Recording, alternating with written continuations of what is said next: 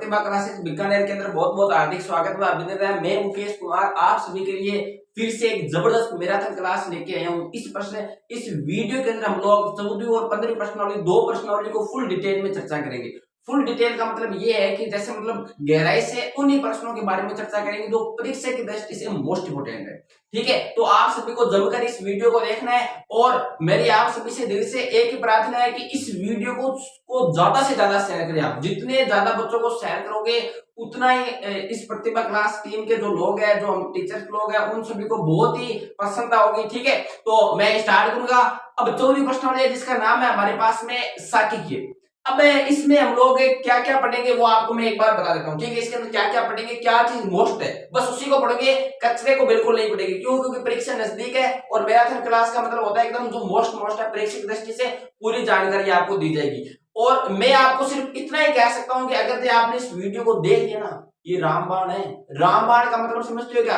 जैसे मतलब कोई अगर आपका पड़ोसी बच्चा पढ़ रहा है ना पूरे साल से, अगर आपने इस वीडियो को देखा तो समथिंग उस बच्चे के जितने नंबर आ जाएंगे, इस बात की मैं गारंटी देता हूं आपको। लेकिन शर्त ये होगी कि आपको इस वीडियो को कम से कम एक बार देख लिया, अगर थोड़ा सा डाउट है तो फिर से एक बार देखो, जिससे आपको बहुत ज्यादा फायदा होगा, ये मैं गारंटी लेता हूं। ठीक है, और हमारी मेहनत भी कारगर साबित हो गई, कुछ बच्चों को फायदा तो वही है, बेनिफिट तो वही है। ठीक है, तो चलो देखो मैं स्टार्ट करता हूं, बातों को यहीं पर समाप्त करते हैं हम लोग। सबसे पहले 14वीं प्रश्नावली में हम लोग पढ़ेंगे माध्य। ठीक है, अब माध्य हमारे पास में तीन प्रकार का होता है। एक होता है प्रत्यक्ष विधि, प्रत्यक्ष विधि। ठीक है, उसके बाद में हमारे पास में होती है कल्पित माध्य, कल्पित माध्य। उसके बाद में हमारे पास में होती है पग विचलन। ठीक है, तो कुल मिलाकर कितनी विधियां होगी, माध्य के कितने प्रकार होंगे? तीन प्रकार। अब मजे की बात क्या पता है क्या आपको? मजे की बात यह है कि अगर इन तीनों विधियों को हम लोग करेंगे ना तो उत्तर एकदम सेम टू सेम ही आएगा।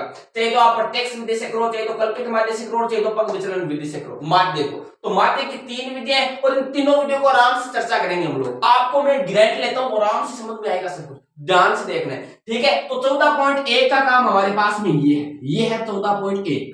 14.2 में क्या है? 14.2 में हमारे पास में है बहुलक। क्या है? बहुलक। बहुलक का एक छोटा सा सिंपल सा सूत्र हमारे पास में, उसको अगर आप सही ढंग से देखोगे तो पूरी कवर हो जाएगी। तो ये हमारे पास में किस में है? 14.2 में। अब 14.3 में क्या है? 14.3 में हमारे पास में है माध्यक। क्या है? माध्यक। और माध्यक हमारे पास में है 14.3। बस इतना ही मेन काम है।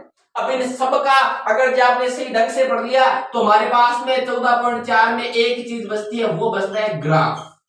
क्या बचता है? ग्राफ। इसमें ना के बराबर होता है आने के लिए, लेकिन फिर भी हम लोग एक बार देख लेंगे, बाई चांस आ भी गया तो हम लोग उसको आराम से कर सकते हैं। तो चार चीजें होगी, माध्य की तीन विधियां होगी, प्रत्यक्ष विधि, कल्पित माध्य, पग विचलन। ठीक है, और बहुलक हमारे पास में है ही वहां, बहुलक आराम से चर्चा कर लेंगे। 1% से करेंगे तो सारे उसी प्रकार के होते हैं, कोई दिक्कत वाली बात नहीं है। और माध्य, माध्य का एक सिंपल सा सूत्र होता है जो कि जब आप बहुलक करोगे उसके बाद में माध्य करेंगे तो आपको पता चल जाएगी। ठीक है, और 14.4 में क्या होगा? इन तीनों प्रश्न, इन तीनों जैसे 14.1, 14.2 और 14.3 को करने के बाद में 14.4 आपको अपने आप ही समझ में आ जाएगी, कहीं जाने की जरूरत नहीं है। से कम और से अधिक का ग्राफ होता है वो आपको समझा दिया जाएगा, कोई दिक्कत वाली बात है नहीं है। माध्य को अंग्रेजी में बोलते हैं मीन, बहुलक को बोलते हैं मोड और माध्य को बोलते हैं मीडियन। ठीक है, तो मैं स्टार्ट करूं, इसको मिटाकर एक बढ़िया सा एग्जांपल लेते हैं, प्रश्न लेते हैं। ठीक है, देखो बच्चों हमने प्रश्न नंबर 1 लिया है, 14.1 करवा रहे हैं हम लोग, और इसमें सबसे पहले हम लोग क्या करेंगे? माध्य। ठीक है, मैंने प्रश्न लिखा नहीं क्योंकि प्रश्न बड़ा है तो मैं आपको पढ़ के बता दूंगा। 14.1 का पहला प्रश्न है, इसको हम लोग माध्य की जो तीनों विधि ना, प्रत्यक्ष विधि और उसके बाद में कल्पित माध्य, उसके बाद में पग विचलन विधि, तीनों विधियों से करने वाले हैं। सबसे पहले हम लोग माध्य की पहली विधि से करेंगे जिसका नाम है प्रत्यक्ष विधि। ठीक है, तो सबसे पहले प्रश्न को समझते हैं, उसके बाद में काम स्टार्ट करेंगे। तो पहला प्रश्न है, विद्यार्थियों के एक समूह द्वारा अपने पर्यावरण सचेतना अभियान के अंतर्गत एक सर्वेक्षण किया गया जिसमें उन्होंने एक मोहल्ले के 20 घरों में लगे हुए पौधों से संबंधित निम्नलिखित आंकड़े एकत्रित किए। प्रति घर माध्य पौधों की संख्या ज्ञात कीजिए। अब इस प्रश्न में हमें क्या पूछा है कि 20 घरों में कुछ बच्चे हैं जिन्होंने सर्वे किया है और हमें बताना है भाई औसत 20 घरों में जो पौधों की संख्या है वो हमें क्या करनी है? ज्ञात करनी है। मतलब 20 घरों में हमें माध्य ज्ञात करना है पौधों की संख्या होगा। ठीक है, तो वो कैसे करेंगे वो हम आराम से फुल डिटेल में करेंगे। मेन चीज है प्रश्न। तो हमें सारणी दे रखी है, यहाँ पर दे रखी है पौधों की संख्या और यहाँ पर है घरों की संख्या। ठीक है, तो इसको हमने लिख लिया वर्ग अंतराल में, इसको लिख लिया बारंबारता में। ठीक है, अब मेन चीज क्या होती है, जो ये होता है ना 2 नंबर वाला, जो 2 नंबर वाली टेबल होती है ना, ये हमेशा ध्यान रखना फिक्स होती है, एफ बोलते हैं इसको। बारंबारता वाली होती है ना, इसको क्या बोलते हैं, एफ। अब हमारे पास में तो माध्य की पहली विधि है जिसका नाम है प्रत्यक्ष विधि। प्रत्यक्ष विधि ध्यान से समझना है, बहुत ही कारगर साबित होने वाली है ये, तो अभी मैं पढ़ा रहा हूं ये आपको, ठीक है ना, परीक्षा में जरूर देखने को मिलेगा ये। तो प्रत्यक्ष विधि का सूत्र क्या होता है, प्रत्यक्ष विधि का सूत्र होता है एक्स बार बराबर में सिग्मा एफ आई एक्स आई और बट्टा में होता है सिग्मा एफ आई। ये जो सूत्र होता है ये किसका होता है, प्रत्यक्ष विधि का। अब इसमें मैं कुछ आपको जानकारी दे देता हूं, ठीक है। मेन चीज तो है कि सिग्मा का क्या मतलब होता है। सिग्मा का मतलब होता है सम या जोड़ना, क्या करना, जोड़ना। सिग्मा का मतलब समझ में आ गया, सम अर्थात जोड़ना, ठीक है। एफ आई और एक्स आई क्यों लगाते हैं, एक तो हमारे पास में एफ आई और एक हमारे पास में एक्स आई, इसका क्या मतलब होता है।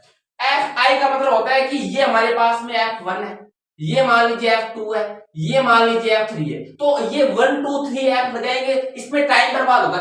इसको लिए हम लोग क्या करें, इसको शॉर्ट कर देते हैं, इसको क्या कर देते हैं, इसको हम लोग शॉर्ट कर देते हैं और सीधा लगा देते भाई एफ वाली लाइन है, ठीक है ना। ये F1 ये F2 ये F3 ऐसे नाम थोड़ी लिख सकते हैं, टाइम लगता है ना, तो हमने इसको शॉर्टकट क्या लिख दिया, ये हमारे पास में Fi वाली लाइन है, सिंपल सी, ठीक है। उसके बाद में Xi, तो सबसे पहले हमें Xi वाली ये 2 नंबर वाली, इसको हम लोग Xi बनाते हैं।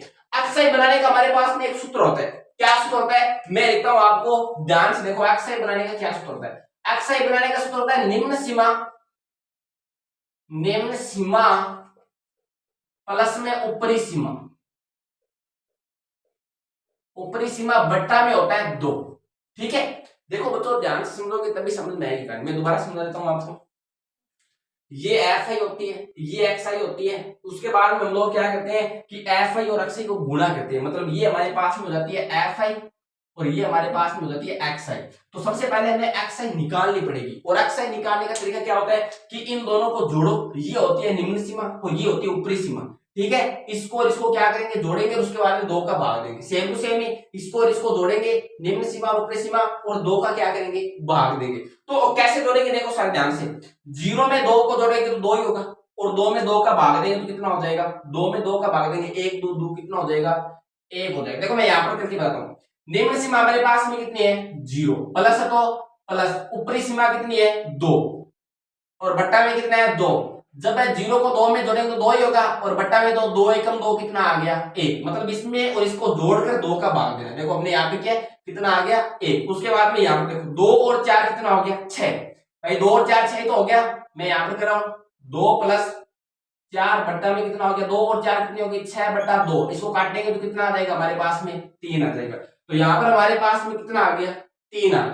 अब शॉर्टकट काम करते हैं, हम लोग ट्रिक से काम करते हैं। देखो इसके अंदर कितने कितने का अंतर दिख रहा है आप सभी को, 2 का अंतर इसमें भी है, 2 का ही अंतर है, 2 का ही अंतर है सब में, 2 2 का ही है, 2 0 2 4 6 8 10 और 12, मतलब सब में 2 2 का अंतर दिख रहा है। तो जाहिर सी बात है इसके अंदर भी कितने कितने का अंतर होगा, 2 2 का अंतर होगा।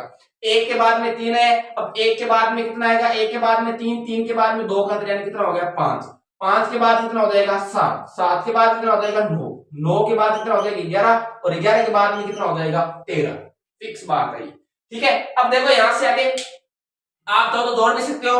अब देखो यहां पर हमारे पास में 12 और 14 कितने हो गए 26, और 26 में 2 का भाग देंगे तो 13 आता है, सिंपल सी कहानी है। तो मेरे हिसाब से आपको यहां तक भी समझ में आ गया कि एक्स को कैसे निकालते हैं। उसके बाद में देखो आगे हम लोग क्या करेंगे, सिग्मा का मतलब होता है जोड़ना, किसको, एफ आई और एक्स आई को गुणा करके, मतलब एफ आई और एक्स आई को गुणा करके उसके बाद में क्या करेंगे, जोड़ेंगे। तो देखो मैं गुणा कर रहा हूं, सिंपल ध्यान से देखो।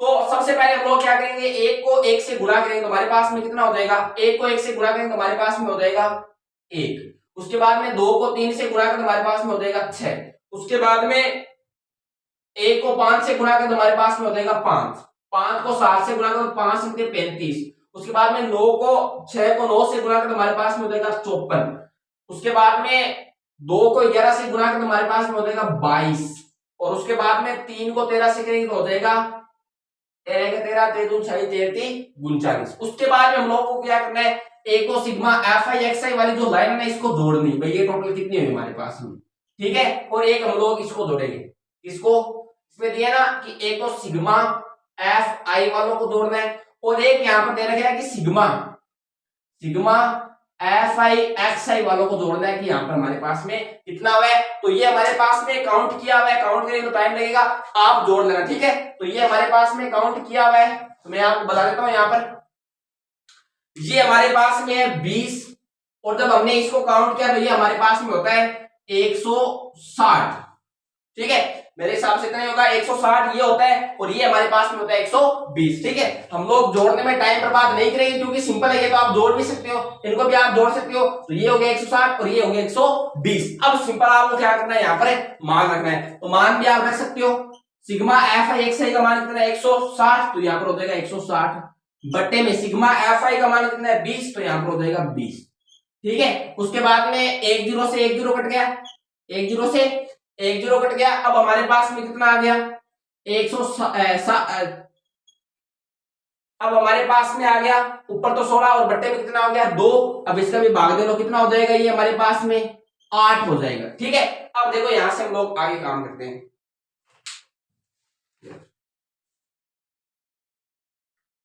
तेरह की कितनी होगी 39। अब देखो यहां से आगे sigma F I X I, sigma का मतलब होता है जोड़ना किसको, एफ आई और एक्स आई वाले को।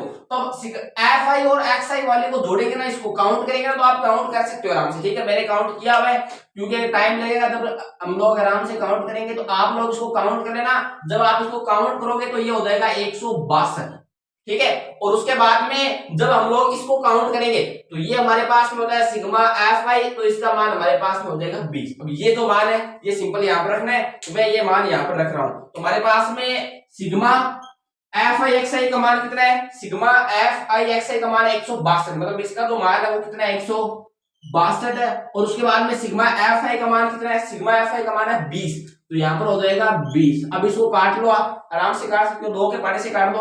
अब इसको 2 से काटेंगे तो हमारे पास में हो जाएगा 81, क्यों, क्योंकि 162 का आधा होता है 81, और इसका आधा कर लो 20 का कितना हो जाएगा 10। अब जब 10 का भाग देंगे 81 में तो हो जाएगा 8.1, सिंपल। ये हमारे पास में होती है प्रत्यक्ष विधि, बहुत ही सिंपल है प्रत्यक्ष विधि, ठीक है ना। लेकिन इस एक सवाल को आपको ये भी दे सकता है कि माध्य की प्रत्यक्ष विधि से करो, ऐसे भी दे सकता है, या ऐसे भी दे सकता है कल्पित माध्य से ज्ञात करो। तो आपको कायदे से कल्पित माध्य भी आना चाहिए, ठीक है। अब मैं इसको क्या करूंगा, इसको मिटाकर कल्पित माध्य से काम करूंगा, इसी सेम टू सेम प्रश्न से, ठीक है। अब देखो कल्पित माध्य, अब कल्पित माध्य का सबसे पहले तो मैं यहां पर सूत्र लिखूंगा। कल्पित माध्य का सूत्र हमारे पास में होता है A plus sigma F I D I बट्टे में सिग्मा एफ आई, ये सूत्र होता है। इस सूत्र को देख के हम लोग काम करेंगे। यहाँ पर कैसे काम करेंगे आप सभी को बहुत ही ध्यान से देखना है। अब देखो यहां तक तो हमारे पास में एफ आई और एक्स आई तो काम आएगा, हर प्रश्न में काम आएगा, चाहे आप प्रत्यक्ष विधि से करो, चाहे तो कल्पित माध्य से करो, चाहे तो पंग विचलन विधि से करो, ठीक है। अब मेन चीज है, सबसे पहले मैं ए निकालना होगा और उसके बाद में मैं डी निकालना, क्योंकि एफ आई हमारे पास में एफ आई और डी आई को गुणा करना है, सबसे पहले डी आई निकालना पड़ेगा ना। तो डी आई निकालने से पहले सबसे पहले मैं पता होना चाहिए कि हमारे पास में ए क्या होता है। तो ए होता है इस एक्स आई वाले का बीच वाला, जो ये एक्स आई वाला लाइन दिख रही है ना आपको, इसमें तो बीच वाला है ना, जैसे 3 ऊपर से छोड़ो और 3 नीचे से छोड़ो, तो हमारे पास में बीच में कौन आ रहा है, बीच में देखो यहाँ पर 7 आ रहा है, तो ये हमारे पास में क्या हो जाएगा ए हो जाएगा। इस एक्स आई लाइन में 3 ऊपर से छोड़ेंगे 3 नीचे से छोड़ेंगे, तो बीच में 7 ही तो आ रहा है, तो जो ये बीच वाला होता है ना, इसको बोलते हैं हम लोग ए। समझ में आगे बात। अब हमारे पास में डी आई क्या होता है, मेन चीज है डी आई। तो डी आई देखो क्या होता है, डी आई निकालने का तरीका होता है ये, डी आई को निकालते हैं एक्स आई में से ए को माइनस करते हैं, एक्स आई वाले लेना ना, उन सब में से हम लोग क्या करेंगे ए माइनस करेंगे, और ए का मान हमारे पास में आ गया, ए का मान हमारे पास में कितना है 7 आ गया। अब देखो काम करते हैं यहां से, तो ये एक्स आई वाला लाइन और ये हमारे पास में डी आई, इन सब में से हमें क्या घटाना है 7 घटाना है। अगर इन सब में से हम लोग 7 घटा देंगे, ए को घटा दें, तो हमारे पास में कौन सी आ जाएगी डी आई वाली लाइन आ जाएगी, ठीक है। तो मैं घटा रहा हूं तो आप सारे ध्यान से देखें। तो यहां से देखो एक्स आई माइनस सब में से 7 करना, मैं एक बार रफली आपको बता रहा हूं, ठीक है, रफली बता रहा हूं, ये रफ काम कर रहा हूं, तो मैं इस मार्कर से लिख के आपको बता देता हूं कि इन सब में से हमें माइनस 7 करना है। ये आपको परीक्षा में नहीं लिखना है, मैं आपको समझाने के लिए बता रहा हूं बस। इन सब में से अगर 7 घटा देंगे, यानी जब ए को घटा देंगे, इन सब में से ए को घटा देंगे, तो हमारे पास में डी आई वाली लाइन आ जाएगी, ठीक है। तो हमारे पास में क्या हो जाएगा -7 में से एक प्लस का 1 जाएगा तो -6 हो जाएंगे, -7 में से 3 जाएंगे तो -4 हो जाएंगे, -7 में से -5 चले -7 में से +5 चले जाएंगे तो माइनस के कितने हो जाएंगे 2। 7 में से 7 ये क्या हो गया 0। उसके बाद में 9 में से 7 ये कितने आ जाएंगे 2, और उसके बाद में 11 में से 7 गए तो कितने आ जाएंगे 4, और 13 में से 7 गए तो कितने आ जाएंगे 6 आ जाएंगे। ठीक है, मेरे हिसाब से आपको पूरी बात समझ में आ गई। बस ये मैंने रफ का काम किया, इसको मैं यहाँ से फिर से मिटवा रहा हूँ। ठीक है, ये रफ का काम था हमारे पास में, मैंने आपको समझाने के लिए सिर्फ और सिर्फ बताया था कि हम लोग एक्सआई वाली जो लाइन होती है उसमें से क्या करा देते हैं, ए तुम्हारे पास में कौन सी आ जाती है डीआई वाली लाइन आ जाती है। अब ये क्या बोल रहा है कि एफ आई और डी आई को हमें क्या कराना है गुणा कराना है, तो गुणा करा देते हैं सिंपल आराम से। तो मैं यहाँ पर लिखूंगा कि एफ आई को गुणा कराएंगे किससे डी आई से गुणा करेंगे। तो गुणा करा दो, सबसे पहले ये रही एफ आई और ये रही हमारे पास में डी आई। तो एक को -6 से गुणा करेंगे तो हमारे पास में हो जाएगा -6, 2 को गुणा कराएंगे -4 से तो हो जाएगा -8, एक को गुणा कराएंगे -2 से तो हो जाएगा -2, एक को -2 से गुणा करेंगे -2 ही होगा। 5 को गुणा कराएंगे किससे 0 से तो क्या हो जाएगा 0। उसके बाद में 6 को 2 से गुणा करेंगे तो हमारे पास में हो जाएगा 12। उसके बाद में 2 को 4 से गुणा करेंगे 4 2 कितना हो जाएगा 8, और उसके बाद में 3 को 6 से गुणा करेंगे 6 3 में कितना हो जाएगा 18। अब इसको हमें क्या करना पड़ेगा यहाँ पर काउंट करना पड़ेगा, यानी सिग्मा एफ आई और डी आई वाली को हमें क्या करना है जोड़ना है। इनको तो हमें जोड़ रखा है 20 है, इसका मान निकालो। देखो ऐसे निकालो कि यहाँ पर सिंपल देखो, आप आराम से एक ट्रिक से बता देता हूं मैं आपको। ये -8 ये +8 दोनों कैंसिल हो गए, सिंपल सी कहानी है।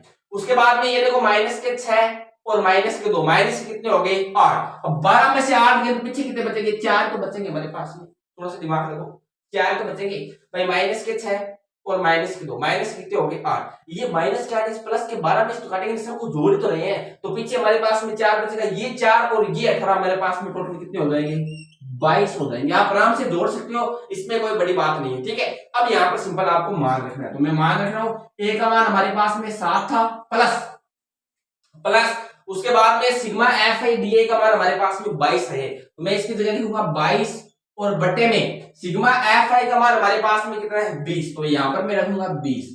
अब देखो यहां से आगे काम करते हैं सिंपल आराम से। तो 7 तो हमारे पास में है जैसे का जैसे, प्लस में अब हम लोग 2 का भाग देंगे 22 में तो कितना हो जाएगा 10, और इसमें 2 का भाग देंगे 20 में तो हमारे पास में कितना हो जाएगा 10, मतलब दोनों को 2 के पड़े से हमने काट दिया।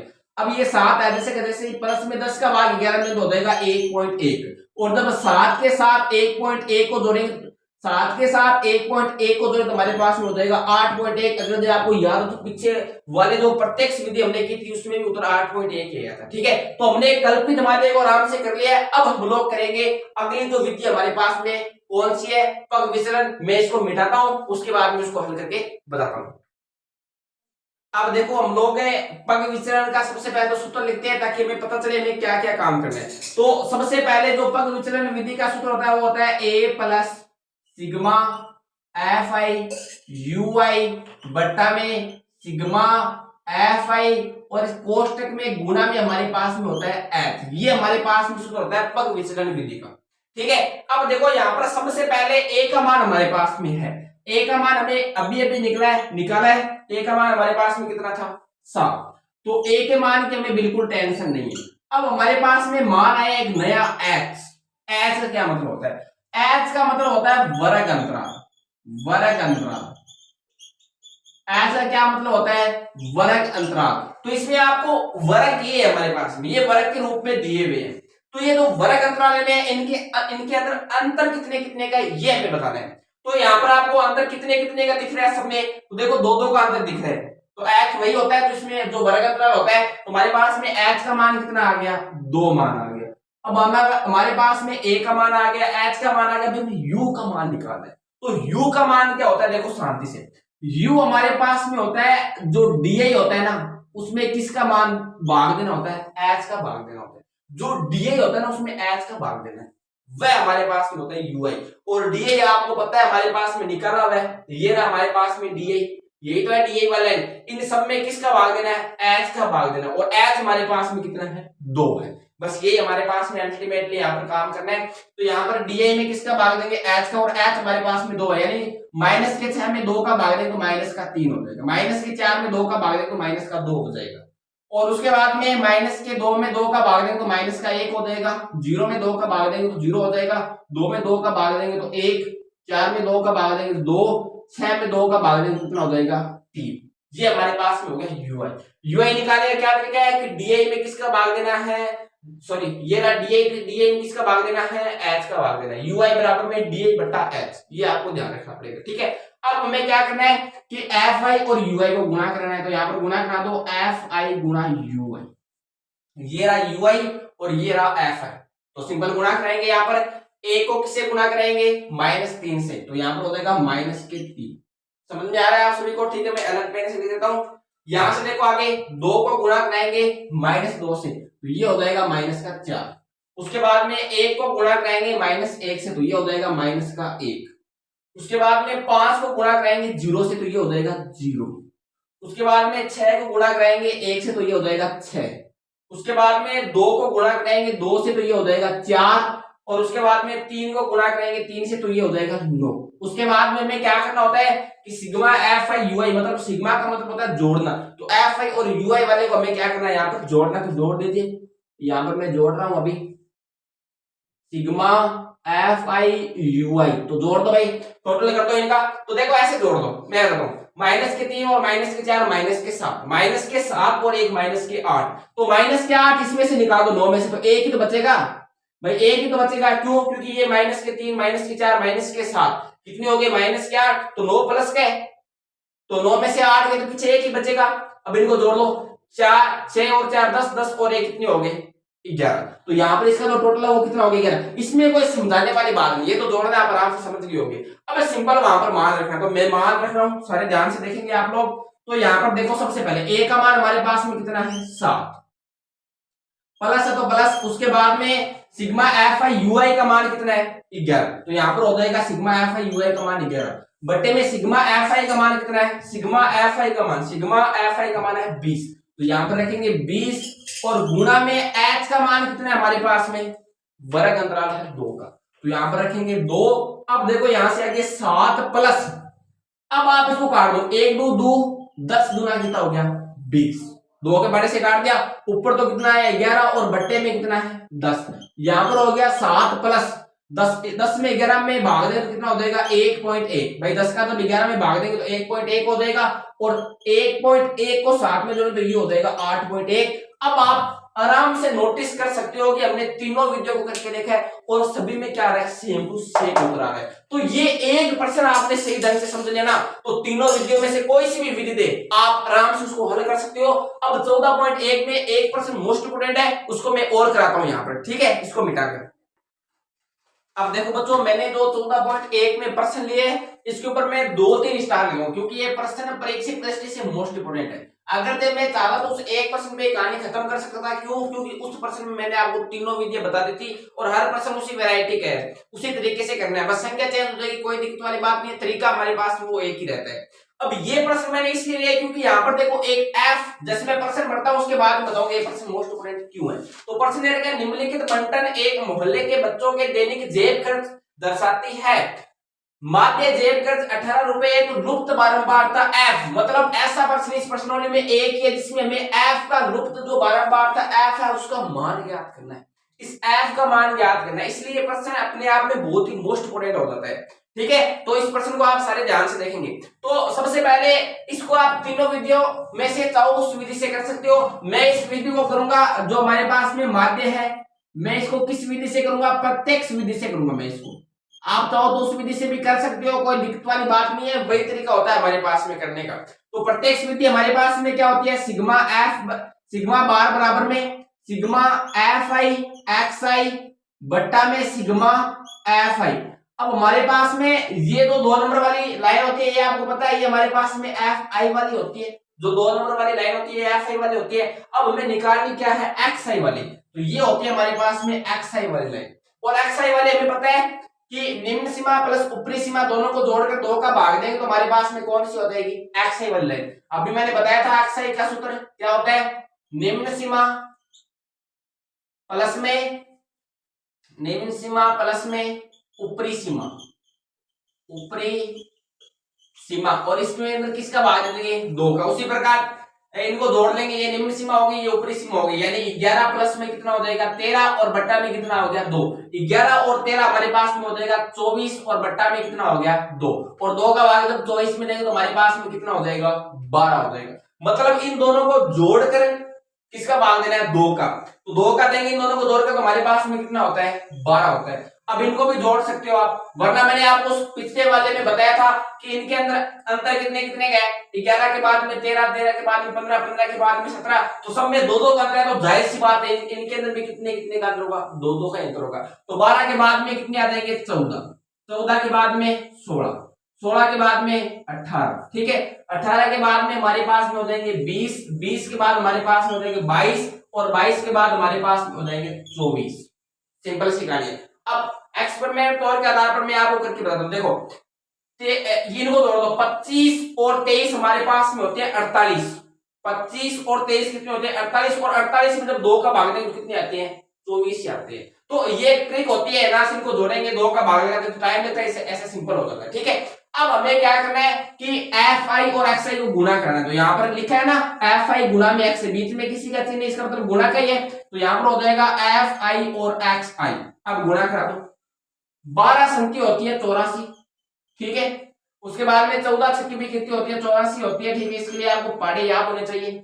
अब उसके बाद में जब हम लोग गुणा करेंगे किसको 16 को 9 से तो होता है 144, ठीक है, उसके बाद में जब 13 को 18 से गुणा करेंगे तो होता है 234, ठीक है, ये गुणा आप कर लेना आराम से, कोई दिक्कत वाली बात नहीं है। 20 एफ को गुणा करेंगे 20 से तो हो जाएगा 20 एफ, 5 को गुणा करेंगे 22 से तो हो जाएगा 110, और उसके बाद में 24 को गुणा करेंगे 9 से, तो 24 की होती है मेरे हिसाब से, मैं आपको बता देता हूं 16 9 24 की होती है, सॉरी 24 होती है 96, ठीक है, ये आपको पहाड़ी याद होने चाहिए आराम से, कोई दिक्कत वाली बात नहीं होनी चाहिए। अब देखो हमारे पास में सिग्मा एफ आई एक्स आई, तो सबसे पहले तो आप सिग्मा एफ आई एक्स आई मतलब इस लाइन को जोड़ोगे तो आराम से जोड़ दो आप इसको। सबसे पहले तो मैं यहाँ पर आपको जोड़ के बता देता हूँ, इसका जो मान है देखो यहाँ पर इस 20 को काउंट नहीं करना है, 20 एफ को इसको काउंट नहीं करेंगे, 20 एफ को काउंट नहीं करेंगे, बाकी इसको भी काउंट करेंगे, इसको काउंट करेंगे, क्योंकि ये अलग हो गया, तो इसको और जब आप इसको जोड़ोगे 20 एफ को छोड़कर तो ये हमारे पास में हो जाएगा 752, कितना होगा 752। अब 20 एफ को 7 में जोड़ तो ये हो जाएगा 20 एफ, ठीक है, मेरे हिसाब से आपको समझ में नहीं है तो मैं इस मार्कर से देखिए बता देता हूँ क्या लिखा है मैंने। आप इतने को जोड़ोगे सबसे पहले तो, उसके बाद में जोड़ोगे 110 और 96, इनको जोड़ोगे तो ये हो जाएगा आपके पास में 752, ठीक है, मैंने काउंट कर रखा है ताकि टाइम की बचत हो जाए, बाकी इनको जोड़ना है कोई दिक्कत वाली बात नहीं है।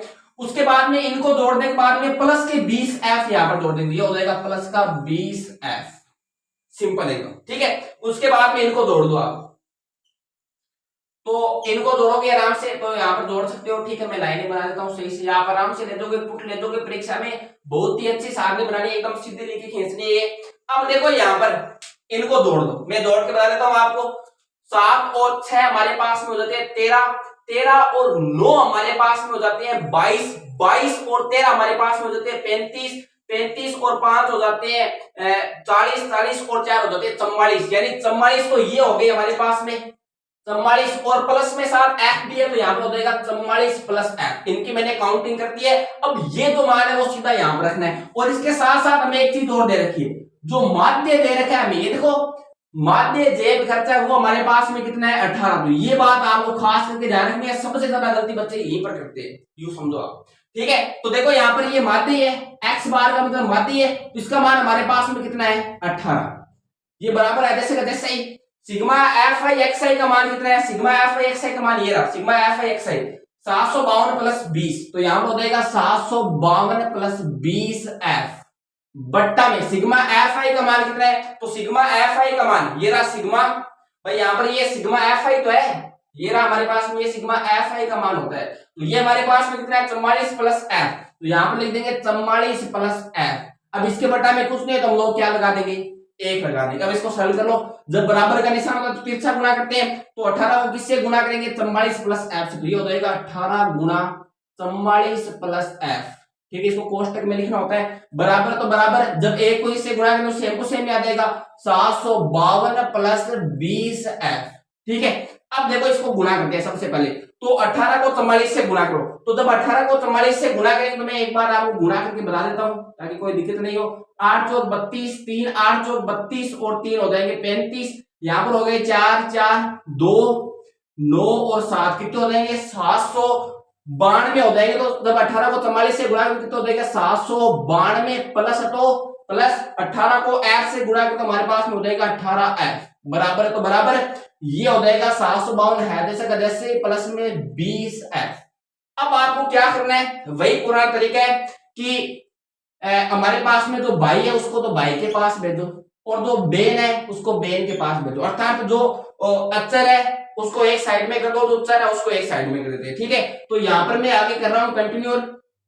18 है जैसे का जैसे 18f है जैसे का जैसे ये देखो 20f प्लस इस है तो माइनस के हो जाएंगे 20f बराबर। तो बराबर 752 है जैसे का जैसे 752 है जैसे जैसे ये प्लस का है 792 उस साइड दे हो जाएगा माइनस का 792। ठीक है, अब देखो यहां से आगे मैं इसका बाकी यहां पर कर रहा हूं ताकि आपको समझ में नीचे साइड आपको नहीं दिखे। 20f में से 18f जाएंगे तो माइनस के बचेंगे 2f। 20f माइनस के प्लस के 18f है तो 20f में से 18f जाएंगे तो माइनस के 2f बचेंगे और उसके बाद में 792 में माइनस के हैं और 752 किसके हैं प्लस के हैं। तो 792 माइनस में से प्लस के 752 घटाएंगे तो यहां पर हो जाएगा माइनस का 40 बचता है। ये आप आराम से निकाल सकते हो कि 792 में से 752 निकाले तो माइनस के कितने बचते हैं 40 बचते हैं। अब इस f बराबर में कितना हो जाएगा माइनस का 40 बटा माइनस के 2 क्योंकि ये गुणा में से भाग में माइनस से माइनस कैंसिल हो गया। f बराबर में कितना हो गया जब 2 को 40 से काटे तो हमारे पास में हो जाएगा 20। तो इस लुप्त बारंबारता का जो मान हमारे पास में कितना आ गया 20। बहुत ही मोस्ट इंपोर्टेंट प्रश्न था ये परीक्षा की दृष्टि से। अब हमने इसको पूरे तरीके से हल कर लिया, अब इसको मिटाकर हम लोग करेंगे बहुलक।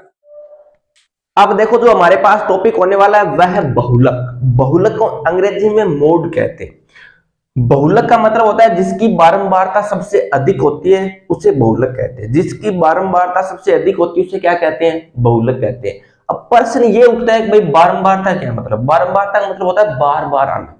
क्या होना बार बार आना। जैसे आपने पिछली कक्षाओं में सीखा था, जैसे मैं एग्जांपल लेके आपको समझा रहा हूं। एग्जांपल की अगर बात करें यहां पर ये मान ली एग्जांपल है, जैसे मान लो यहां पर है अंक, मान लो कुछ बच्चों का हमने टेस्ट लिया और ये तो हो गया हमारे पास में अंक और ये मान लो हमारे पास में विद्यार्थियों की संख्या। ठीक है, विद्यार्थियों की संख्या। अब देखो इसमें हम लोग बहुलक कैसे ज्ञात करते हैं।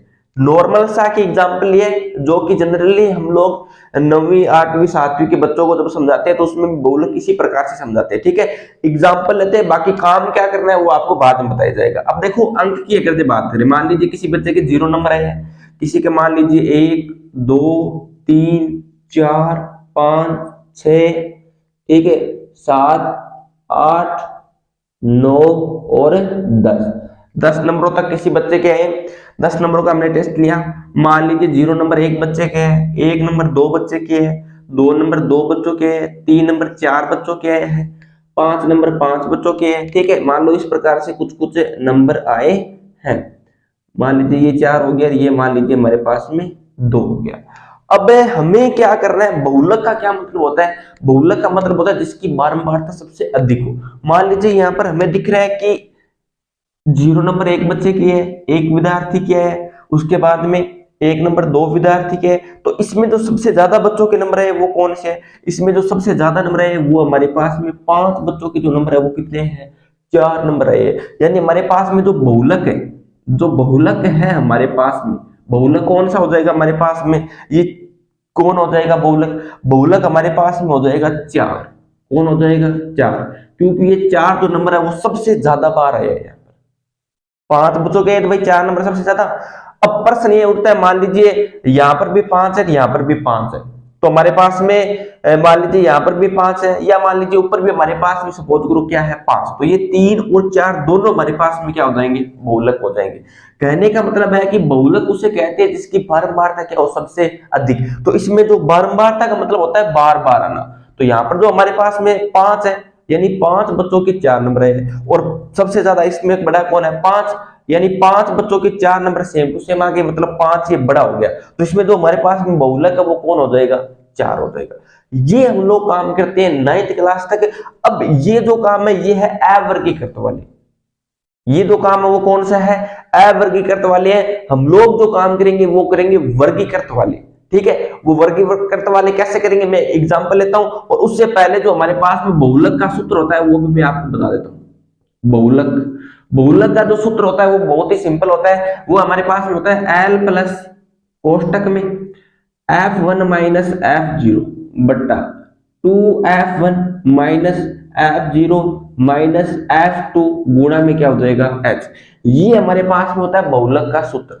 अब मेन चीज ये होती है कि F1 क्या है, F0 क्या है। तो मैं एक जबरदस्ती अच्छा सा प्रश्न लेता हूं और उसके बाद में आपको क्या करता हूं, एक्सप्लेन करता हूं। ठीक है, ये 1 नंबर पूछ सकता है प्रश्न में, इसलिए मैंने आपको ये बताया है। और ये बहुलक वाला बहुत ही मोस्ट इंपोर्टेंट है, तो आप सबको ध्यान से समझना है। देखो बच्चों, बहुलक के लिए मैं बहुत ही जबरदस्त प्रश्न लेके आया हूं यहाँ। मैं गारंटी लेता हूं कि आप सभी ने अगर इस प्रश्न को सही ढंग से देख लिया ना तो आपको कहीं भी दिक्कत नहीं आएगी। ये एक जैसे मान लो जो हमारे पास में बहुलक होता है ना, बहुलक का सिर्फ एक ही तरीका होता है करने का। और अगर जो आपने उस एक तरीकों को कर लिया हल, अगर जो आपने उस एक तरीके से प्रश्न को हल करना सीख लिया, तो बहुलक के जितने भी प्रश्न होते हैं ना वो सारे एक ही तरीके से होते हैं। जितने भी प्रश्न होते हैं बहुलक के, अब मेन चीज क्या होती है, प्रश्न चाहे किसी प्रकार से अलग अलग गए, उनको जो करने का जो सूत्र होता है वो हमारे पास में एक ही होता है बहुलक का। तो आप सभी को करना क्या है कि इस प्रश्न को सही ध्यान से देखना है, ताकि आपके किसी भी प्रकार का प्रश्न है कहीं भी दिक्कत नहीं आए। इसलिए इस प्रश्न को एकदम सही ढंग से देखना है। ठीक है, मैं गारंटी लेता हूं कि इस प्रश्न को बहुत ही आराम से और सही ढंग से समझाने का मैं प्रयास करूंगा। बस शर्त ये होनी चाहिए कि आप सभी को एकदम ध्यान से देखना है। तो मैंने सबसे पहले प्रश्न बोल देता हूं क्या लिखा है। प्रश्न लिखा है, विद्यार्थियों के एक समूह द्वारा एक मोहल्ले के 20 परिवारों पर किए गए सर्वेक्षण के परिणाम स्वरूप विभिन्न परिवारों के सदस्य संख्या से संबंधित निम्नलिखित आंकड़े प्राप्त किए हुए हैं। मान लीजिए हमने एक उदाहरण लिया है, उसका बस एक प्रश्न लिखा है।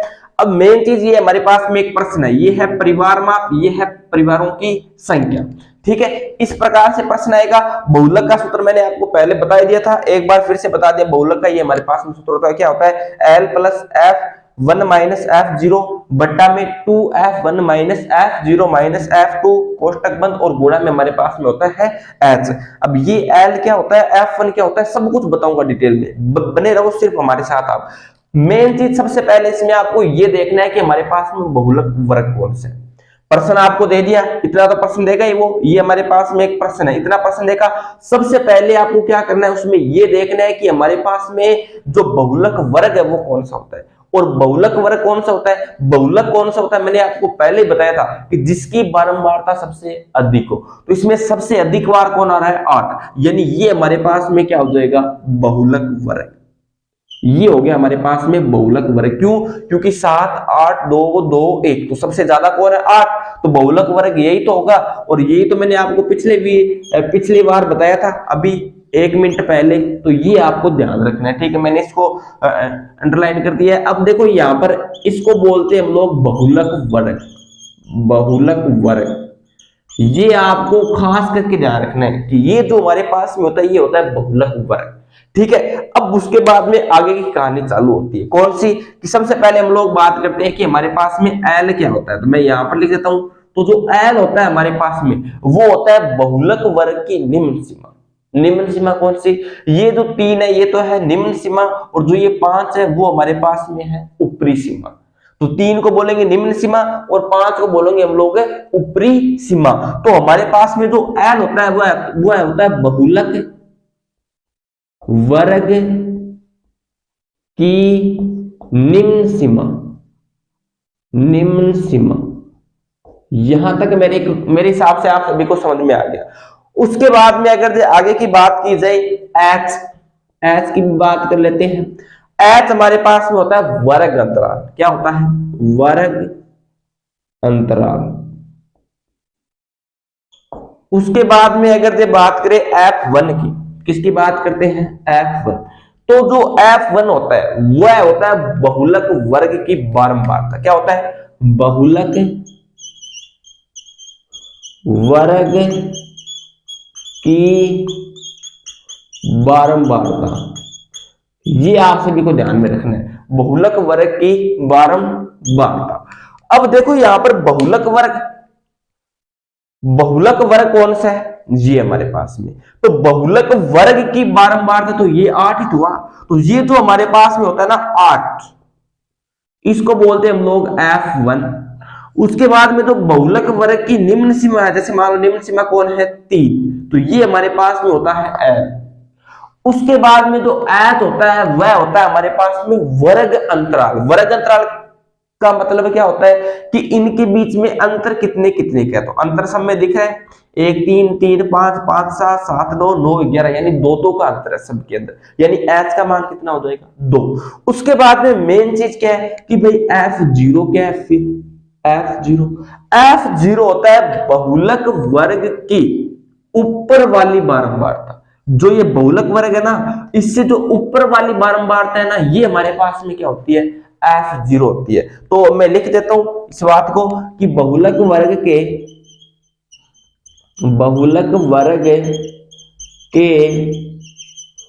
ऊपर वाले वर्ग की बारंबारता,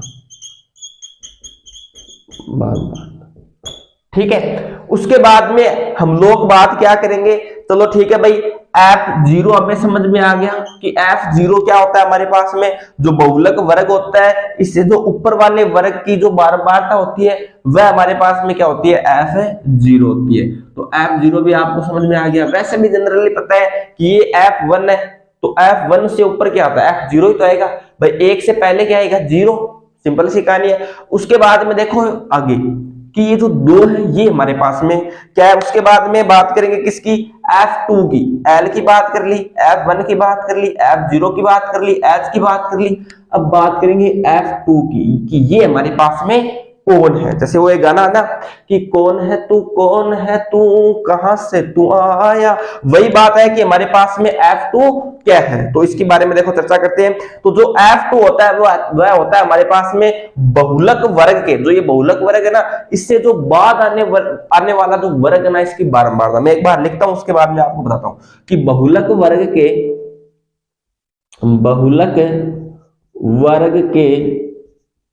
ठीक बाद आने वाले वर्ग की बारंबारता, बस।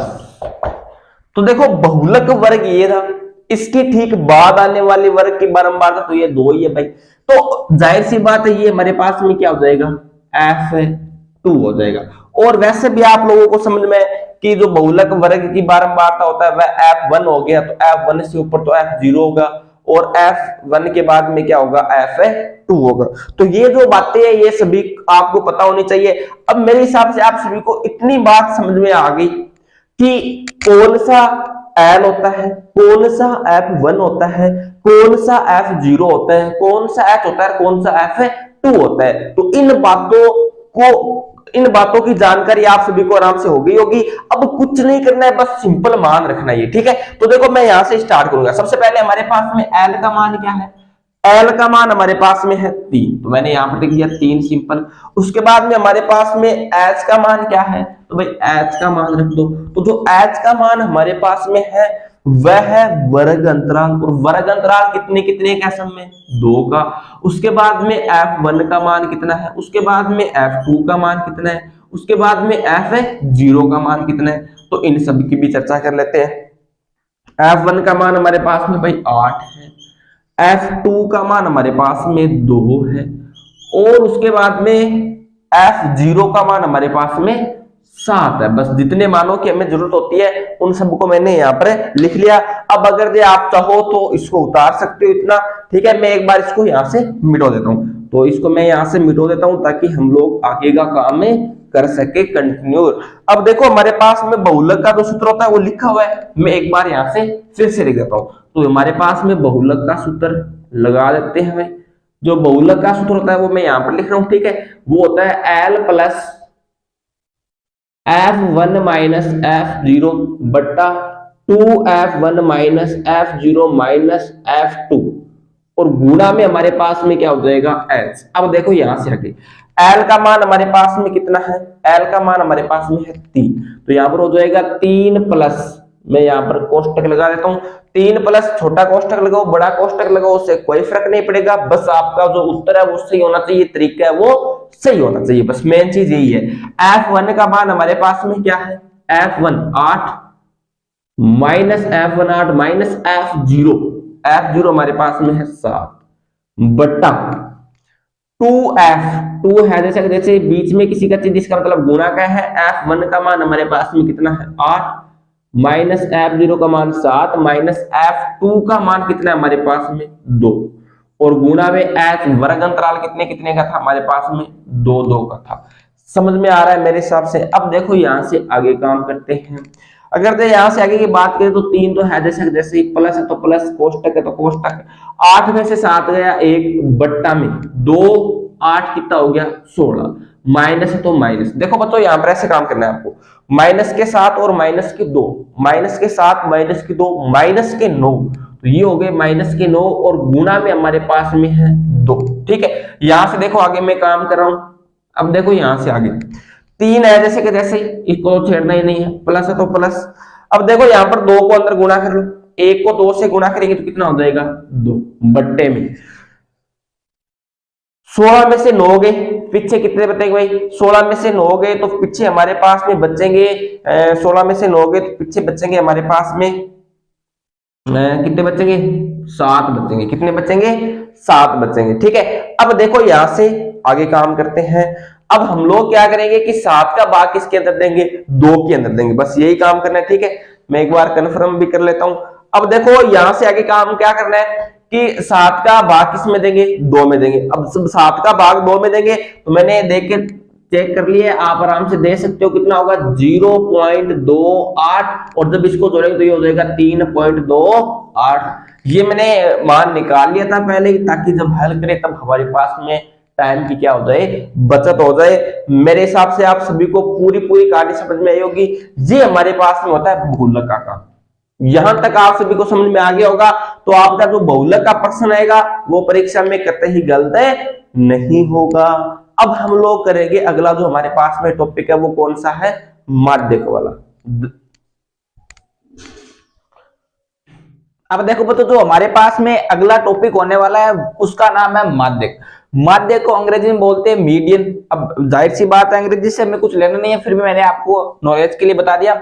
माध्यक का क्या मतलब होता है, माध्यक का मतलब होता है मध्य का मान। माध्यक का मतलब होता है मध्य का मान। देखो बात तो ये है कि मैं आपको माध्यक में से वही प्रश्न कराऊंगा जो परीक्षा में आएंगे। और ये देखो एक मजे की बात ये होती है कि जो माध्यक होता है ना इसमें फिक्स पता चल जाता है पहले से कि ये प्रश्न आने लायक है, ये प्रश्न आने लायक नहीं है। मतलब आराम से हम लोग, जैसे हमें पता होता है क्योंकि हम लोग रात दिन पढ़ाते हैं तो हमें पता चल जाता है भाई कौन सा प्रश्न परीक्षा में आ सकता है और कौन सा प्रश्न परीक्षा में नहीं आ सकता। तो इस माध्यक में कुल मिलाकर 4 प्रश्न ऐसे बनते हैं जो कि परीक्षा की दृष्टि से मोस्ट इंपोर्टेंट है। तो उन 4 प्रश्नों को मैं आपको करवाऊंगा ताकि आपको कहीं भी दिक्कतें नहीं आए। बस 4 ही प्रश्नों को कराऊंगा। अगर जो आपने उन 4 प्रश्नों को सही ढंग से कर लिया ना तो माध्यक का अगर जो कोई भी प्रश्न आ जाएगा तो आप लोग डेफिनेटली उसको आराम से कर पाओगे। ठीक है, तो स्टार्ट करते हैं। तो जो नाम है माध्यक, माध्यक का मैंने आपको मतलब बता दिया। इसका क्या मतलब होता है, माध्यक का मतलब होता है मध्य का मान। अब इसकी परिभाषा भी समझ लेते हैं ताकि हम लोग पता कर सकते भाई कौन सा मध्य का मान, किस साइड से मध्य का मान लेना है। ठीक है, वो एक बार परिभाषा पढ़ेंगे तब आपको कहानी समझ में आ जाएगी। तो परिभाषा हमारी ये कहती है कि एक बढ़ते हुए या घटते क्रम में लिया गया मध्य का मान माध्य कहलाता है। ये माध्य की परिभाषा होती है। ठीक है, ऐसे बनाई हुई है। अब मेन चीज ये इसमें बोला है कि या तो घटते हुए या बढ़ते हुए। घटते हुए बढ़ते हुए का मतलब है जैसे आपने छोटी क्लासों में पढ़ा होगा, एक होता है अवरोही क्रम, एक होता है आरोही क्रम। ठीक है, मैं एग्जांपल से आपको बताता हूँ। ठीक है, ये इसलिए बताता हूँ तो आपको ताकि आपको फीलिंग हो, कुछ महसूस हो कि हाँ भाई गणित ही पढ़ रहे हैं, रटने वाला काम नहीं करेंगे। 4 प्रश्न करवाएंगे, ऐसे करवाएंगे आपको खुद को लगेगा कि वास्तव में भाई हमें समझ में है। वरना 4 प्रश्न अगर आप रट भी लेते हो ना तो भाई जाहिर सी बात है कि कहीं ना कहीं कुछ बातें जो मतलब याद नहीं रहती, रटी हुई बातें कहीं ना कहीं याद नहीं रहती, तो आपके परीक्षा में कहीं गलत ना हो जाए। तो पढ़ाएंगे भी 4 प्रश्नों को उस हिसाब से ताकि आपके परीक्षा में कहीं ना कहीं भी घाटा या नुकसान या गलत नहीं हो, उस हिसाब से हम लोग काम करेंगे। ठीक है, तसल्ली से आराम से करेंगे, बस आप सभी को ध्यान से देखना है। अब देखो, जैसे मान लो एग्जाम्पल की अगर बात करें, एग्जाम्पल की बात जैसे मैंने ले लिया यहाँ पर 2, यहाँ पर ले लिया मैंने 5 4 3 1, ये मैंने कुछ संख्या लिए यहाँ पर। ठीक है, मान लीजिए एक संख्या और ले लेते हैं, मान लीजिए मैंने कितना ले लिया 2, और एक और ले लीजिए मान लीजिए 6, ये मैंने कुछ यहाँ पर संख्या लिए। अब मैंने इसे संख्या लिए, मैंने आपको कहा भाई माध्य का मतलब होता है बीच का मान, मध्य का मान, यानी मैं क्या करूंगा, मैं 3 यहां से छोड़ूंगा और 3 यहां से छोड़ूंगा, तो बीच में कौन आ रहा है, 3 आ रहा है। लेकिन चलो ठीक है, अब आप लोग ये कहोगे कि सर जी ठीक है, तो माध्य का हमारे पास में 3 हुआ क्या, मैं कहूंगा नहीं, गलत है। तो फिर आप कहोगे परिभाषा तो ये कहती है कि मध्य का मान लेना है, लेकिन परिभाषा क्या कहती है कि या तो बढ़ते हुए क्रम में वो संख्या होनी चाहिए, या वो हमारे पास में किस रूप में होनी चाहिए, घटते हुए क्रम में होनी चाहिए। तो हमने ये सिस्टमेटिक तरीके से नहीं लिखा, ना तो इसको बढ़ते हुए क्रम में लिखा है, ना इसको घटते हुए क्रम में लिखा है। हमने मतलब जैसे हमारे पास में आंकड़े थे वैसे के वैसे हमने यहाँ पर जमा दिए। कहने का मतलब ये होता है कि या तो हमें इसको बढ़ते हुए क्रम में लिखना होता है, या इसको हमें घटते हुए क्रम में लिखना होता है। इन दो नियमों का हमें ध्यान रखना होता है। ऐसा नहीं कि कोई भी मान लो संख्या हमारे पास में पड़ी है, 2 किधर है, 5 किधर है, ना बढ़ते हुए क्रम में है ना घटते हुए क्रम में, तो उस सिचुएशन में अगर हम लोगों ने मध्य का मान लिया ना, तो वो हमारे पास में क्या हो जाएगा, गलत हो जाएगा। ठीक है, मेरे हिसाब से आपको श्योर समझ में आ गई होगी बात। तो मैं क्या करता हूं, इसको बढ़ते हुए क्रम में लिखता हूं। ठीक है, घटना थोड़ी है जिंदगी में भाई, घटते हुए क्रम में थोड़ी जाना है, हमेशा क्या करना है, बढ़ते रहना है। तो उस हिसाब से हम लोग काम भी वैसे करेंगे, इसको बढ़ते हुए क्रम में लिखेंगे। बाकी आप चाहो तो दोनों में से किसी भी एक क्रम में लिखोगे तो उत्तर वही सेम टू सेम आएगा। तो बढ़ते हुए क्रम की बात करें तो सबसे पहले हम लोग लिखेंगे 1, उसके बाद में लिखेंगे 2, उसके बाद में 3 हमारे पास में, उसके बाद में 4 भी है, उसके बाद में 5 भी है।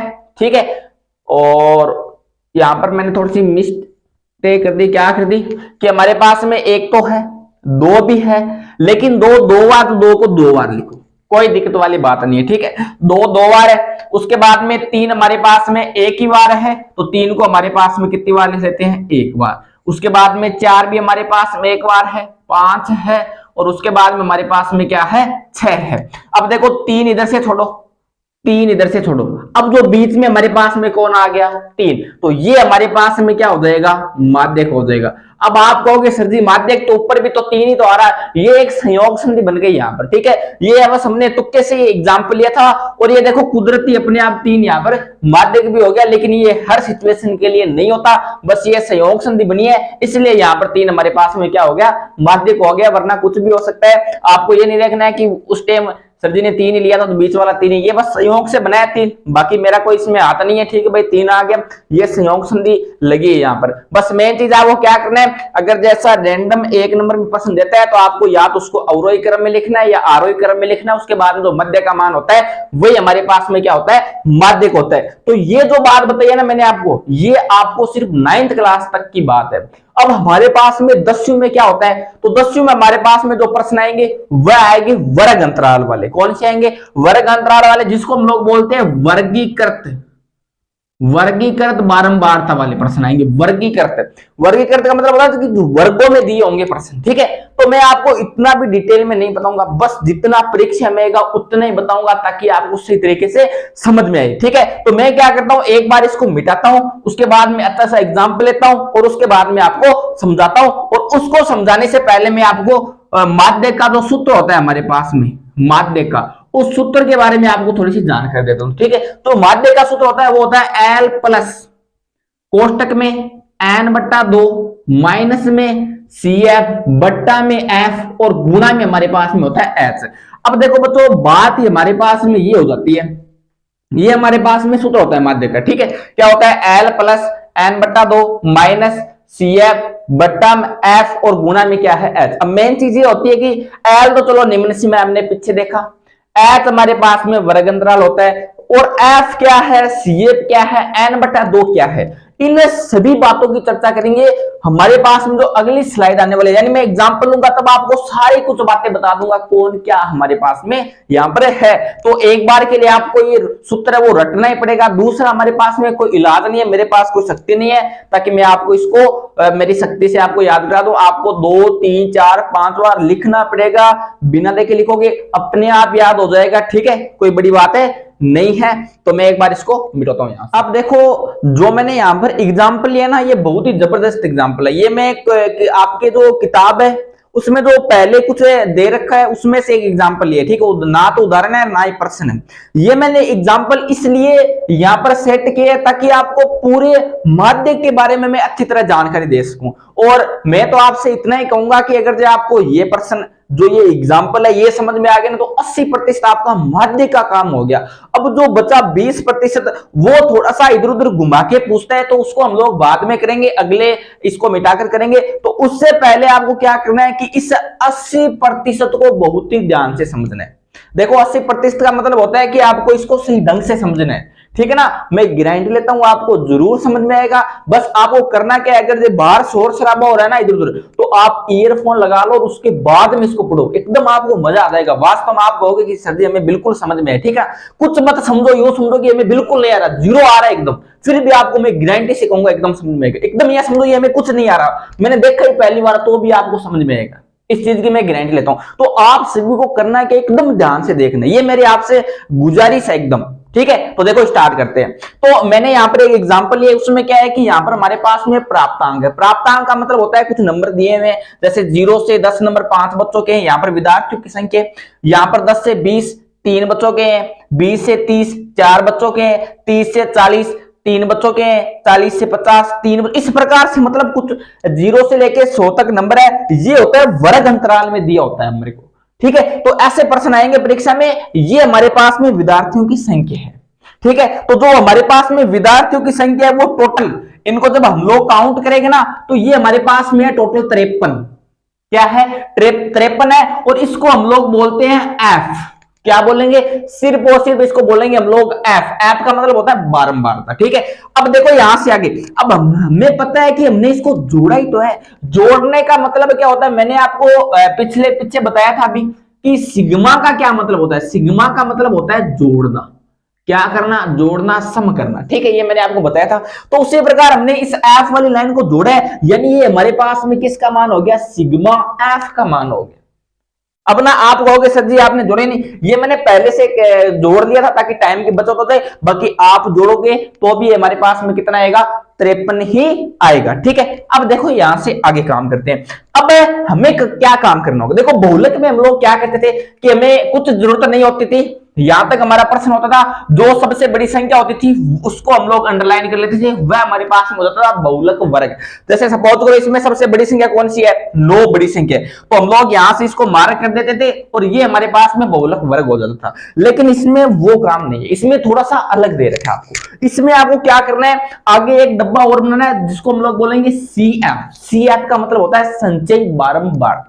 बस बच्चों मेन यही है, संचयी बारंबारता। अगर जो आपने इसको समझ लिया ना तो खत्म है कहानी, कुछ नहीं है इस कहानी में, बहुत सिंपल कहानी है, एकदम समझ में आएगी आपको, ठीक है ना। तो आपको मेन क्या समझना है, संचयी बारंबारता क्या है। तो संचयी बारंबारता भी बहुत इजी है, कोई ज्यादा बड़ी बात है नहीं, ठीक है, डरना है नहीं हमें। तो देखो CF कैसे ज्ञात करेंगे, तो CF ज्ञात करेंगे तो 5 है जैसे का जैसे, 5 को छेड़ना ही नहीं है, ये है ना जैसे का जैसे लिखना है। उसके बाद में आपको इसको जोड़ना है, 3 और 5 कितने हो गए? 8, ऐसे लिखना है। इसको तिरछा जोड़ते जाना है ठेर तक। 5 पहले वाले की जगह है जैसा का जैसा, एज इट इज, हिलाने नहीं है उसको, बिल्कुल की छेड़खानी नहीं करनी उसके साथ। 5 है जैसे का जैसे, 5 और 3 कितने हो गए? 8, 8 और 4 कितने हो गए? 12, 12 और 3 कितने हो गए?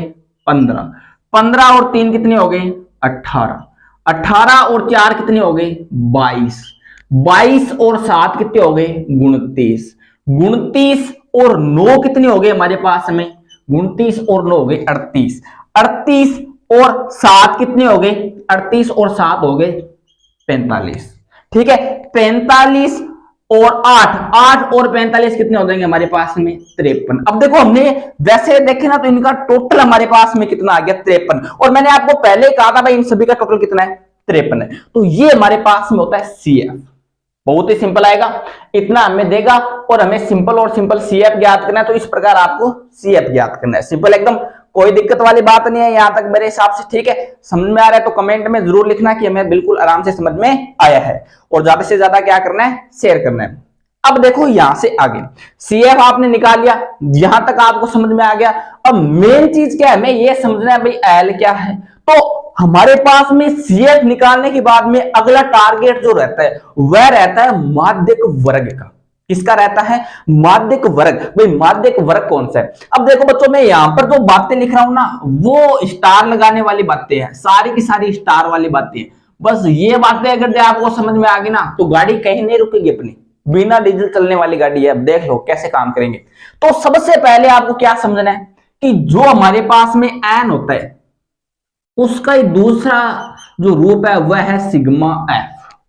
चाहे तो इसको एन लिख दो और चाहे तो इसको सिग्मा एफ लिख दो। देखो बच्चों, आपके दिमाग में जरूर प्रश्न उठ रहा होगा और कायदा भी बनता है कि सर जी कोई बात नहीं, हम लोग लिख देंगे। मान लीजिए मैंने इसको एन लिख दिया, तो इसको एन लिखा क्यों है, ये क्या चक्कर है? तो ये कुछ साइंटिस्ट लोगों ने इसको नाम दे दिया, सिग्मा एफ को शॉर्टकट एन नाम दे दिया। बाकी इसके भी एक लॉजिक की कहानी है और मैं उस कहानी को बिल्कुल नहीं बताऊंगा। जब हम लोग नए सेशन से स्टार्ट करेंगे तब 9th क्लास के बच्चों को उसकी जानकारी मिलेगी। बाकी आपको बस इतना ही जानना है कि सिग्मा एफ को हम लोग एन भी लिख सकते हैं। ये इसमें छोटा सा ट्विस्ट है। उसके बाद में मेन चीज क्या है कि हमारे पास में माध्यक वर्ग कौन सा है। माध्यक वर्ग कौन सा है? तो माध्यक वर्ग जो होता है ना, माध्यक वर्ग निकालने के लिए सबसे पहले हमें n/2 का मान ज्ञात करना होता है। n/2 का मान ज्ञात करना होता है सबसे पहले। तो n तो हमें अभी तो पता चला है ना भाई, क्या पता चला है कि n और सिग्मा एफ हमारे पास में क्या है, सेम टू सेम, यानी जो हमारे पास में n है वही सिग्मा एफ है। तो जाहिर सी बात है कि सिग्मा एफ यानी n का मान कितना हो गया हमारे पास में, 53 हो गया। कितना हो गया, 53। यानी यहां पर हो जाएगा 53/2। 53/2 का क्या मतलब होता है? 53/2 का मतलब होता है हमारे पास में 26.5, राइट। जब आप इसको 2 के पाड़े से काटोगे तो कितने हो जाएंगे, 26.5। कोई दिक्कत वाली बात नहीं होगी मेरे हिसाब से। यहां से देखो करते हैं आगे। अब जो 26.5 आपके पास में मान है ना, वो आपको यहां पर ढूंढना है कि भाई 26.5 कहां पर आ रहा है। ट्विस्ट यहीं पर है बच्चों। सबसे ज्यादा गलती जो लोग करते हैं, जो बच्चे करते हैं ना, वो यहीं पर करते हैं कि यहां तक वो निकाल लेते हैं, उसके बाद में उनको ये पता नहीं चलता कि भाई हमारे पास में 26.5 इसके अंदर आ कहां रहे हैं। तो बिल्कुल टेंशन मत लो, अभी आपको बताते हैं। देखो 1 सेकंड में। सबसे पहले देखो यहां पर है 5 के बाद में 6, 7, 8, सारे के सारे मान इस 8 में है। उसके बाद में 8 तक यहां, उसके बाद में 9, 10, 11, 12 तक यहां पर मान है। उसके बाद में 13, 14, 15 में है। उसके बाद में 16, 17, 18 इसके अंदर है। 18 के अंदर है। कौन कौन से 18 के अंदर मान? 16, 17, 18, 3 मान इसके अंदर है। उसके बाद में 22 के अंदर कौन से मान हो गए? 22 के अंदर देखो 18 के बाद वाले आएंगे। 18 के बाद वाले यानी 19, 20, 21 और 22 यहां है। उसके बाद में 22 के बाद वाले इसके अंदर है 29 के अंदर। यानी 22 के बाद वाले कौन कौन से? 22 के बाद वाले यानी 23, 24, 25, 26, 27, 28, 29। यानी मेरे को पता चल गया भाई, ये रहा। अब पकड़ में आ गया ना हमारे कि 22 के बाद में तो आएगा 26.5। तो 22 के बाद में मतलब होता है कि 29 के अंदर हमारे पास में है। 29 के अंदर कौन कौन से मान है? 22 के बाद वाले। 22 के बाद वाले यानी कि 23, 24, 25, 26, 27, 28, 29 तक यहां पर मान है। ये एक ट्विस्ट है भाई, इसको आपको ध्यान में ही रखना पड़ेगा। बाकी हमारे पास में कोई दूसरा इलाज या उपचार नहीं है। तो यहां तक मेरे हिसाब से आपको समझ में आया होगा। अगर जो यहां तक समझ में नहीं आया है तो आगे भी आपको समझ में नहीं आएगा। अगर जो आपको यहां तक समझ में आए ना तो आगे तो आपको बहुत अच्छे से समझ में आएगा। ये कहानी है भाई, ठीक है। मैं आपको छोटा सा आगे गाना भी गा के बताऊंगा जब ये पूरा प्रश्न हो जाएगा। बहुत अच्छा गाना याद आ रहा है मेरे को, ठीक है। तो देखो आगे काम करते हैं। ये 60 से 70, ठीक है। तो हमारे पास में ये जो मान आया है, या अर्थात ये जो हमने काम किया है, इसको हम लोग बोलते हैं माध्यक वर्ग। क्या बोलते हैं?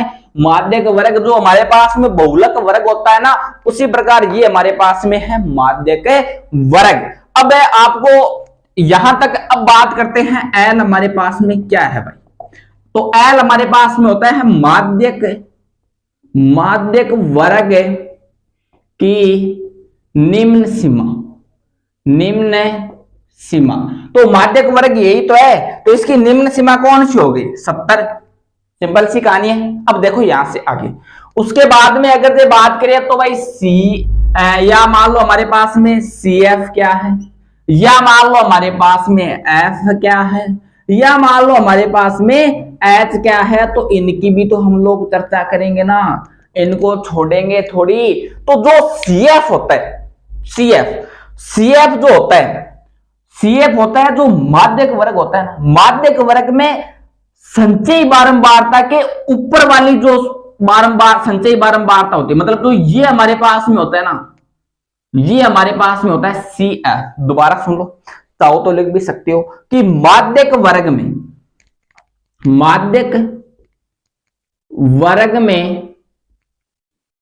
संचयी बारंबारता के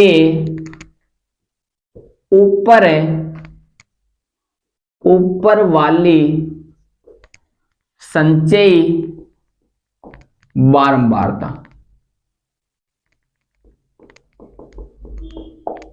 ठीक है बच्चों, मेरे हिसाब से आपको समझ में आ गई होगी कि जो माध्यक वर्ग होता है उसमें जो संचयी बारंबारता, माध्यक वर्ग में संचयी बारंबारता के, ये जो माध्यक वर्ग ना, इस संचयी बारंबारता के जो ये वर्ग है, इससे ऊपर वाली जो हमारे पास में संचयी बारंबारता होती है, वह हमारे पास में क्या होता है? सी एफ होता है। मेरे हिसाब से आपको प्रॉपर समझ में आ रहा होगा।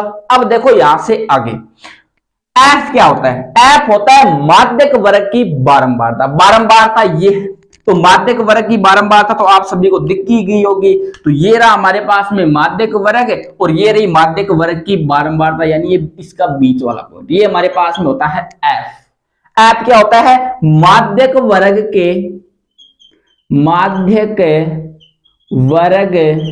की बारंबारता। तो बहुत सिंपल बातें हैं भाई, कहीं कोई दिक्कत वाली बात नहीं है। एच तो बहुत फेमस है, एच तो बहुत ही ज्यादा फेमस है। एच हमारे पास में क्या होता है? तो एच हमारे पास में होता है वर्ग अंतराल। और वर्ग अंतराल तो आप सभी को पता चल ही गया होगा भाई, ये हमारे पास में निम्न सीमा होती है, एल होता है माध्यक वर्ग की। ठीक, मैंने यहाँ पर लिख दिया। उसके बाद में हमारे पास में एच अंतर कितने का है भाई इसके अंदर? तो अंतर आप दिख ही रहे होगा सबको, कितने का है? 10 का अंतर है। अब जो ये मान है ना, ये उठाकर आपको यहां पर लिखने, सिंपल सी कहानी है। यहां पर मान लिखेंगे, ये आप परीक्षा में चाहो तो लिख भी सकते हो, टाइम हो। अगर ये टाइम नहीं हो तो ये ना लिखकर आप सिंपल लिखना है। आपको क्या लिखना है कि हमारे पास में एल का मान क्या है? तो एल का मान हमारे पास में है 60।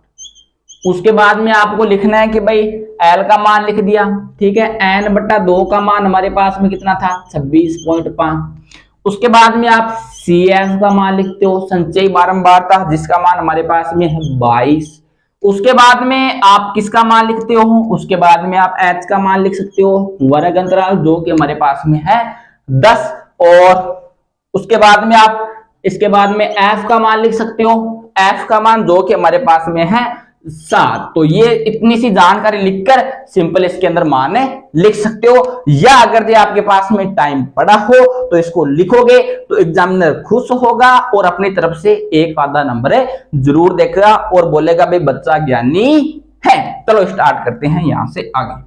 अब देखो बच्चों, मैं यहां पर ऐसे कुछ बना देता हूं क्योंकि जगह की शॉर्टेज हमारे पास में, ठीक है। टेढ़ी मेढ़ी लाइन मैंने बना दी है, लग तो अच्छी नहीं रही है, फिर भी मैंने बना दी। देखो यहां से आगे चलते हैं, सिंपल मान रखना है भाई। यहां तक मेरे हिसाब से आपको माध्य की कहानी समझ में आई होगी।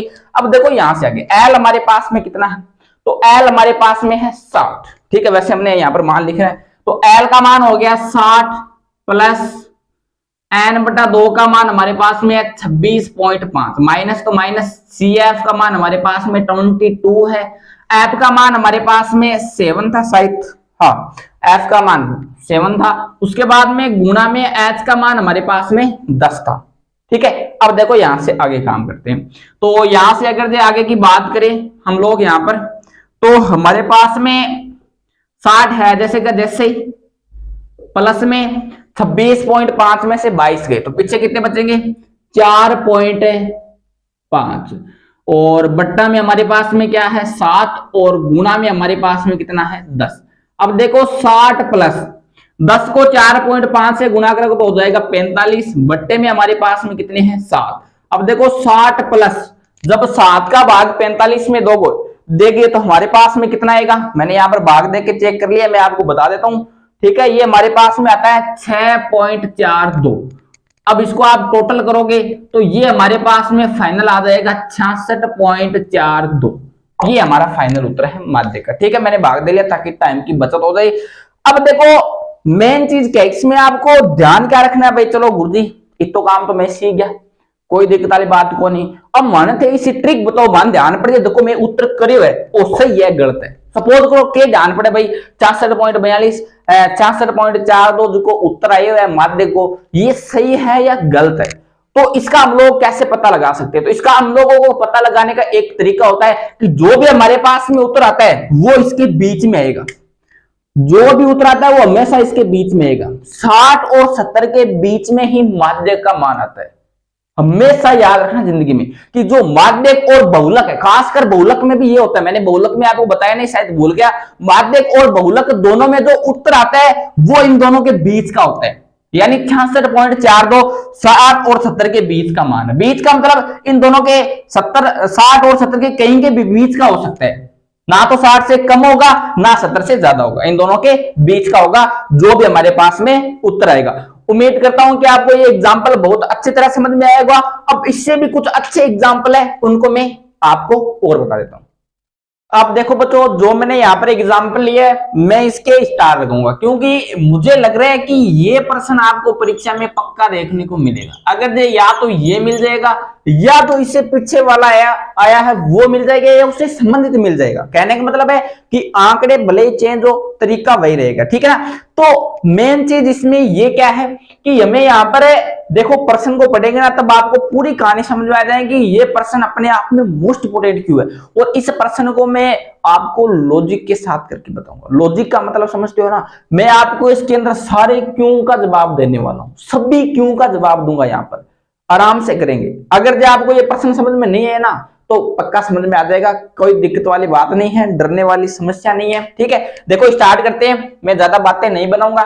निम्नलिखित आंकड़ों का माध्यक 525 है। देखो कितनी मजे की बात है, इसने माध्यक पहले दे दिया, हाथ खड़े कर दिए इन्होंने, वो हार गए अपने आप में। ये बोल रहे हैं साहब माध्यक हमारे पास में दे दिया इसने, जो माध्यक है अर्थात जो उत्तर है हमारा 525 है इसका, ये देखो इसका तो हो गया। ये बोल रहे हैं माध्यक 525 है साहब, अब आप जानो राफो काम जानो, ठीक है। तो कोई दिक्कत वाली बात नहीं है। यदि बारंबारताओं का योग 100 है, बारंबारता को मैंने आपको पहले बताया था कि ये जो लाइन होती है हमारे पास में बारंबारता वाली होती है, और इसका तो टोटल योग है, यानी कि सिग्मा एफ का जो टोटल योग है वो हमारे पास में किसके बराबर है, 100 के बराबर है।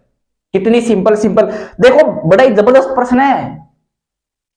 इस बेचारे ने इसका टोटल दे दिया, माध्य का मान दे दिया। अब पूछा क्या है इसने पूछा है कि x व y का मान ज्ञात कीजिए।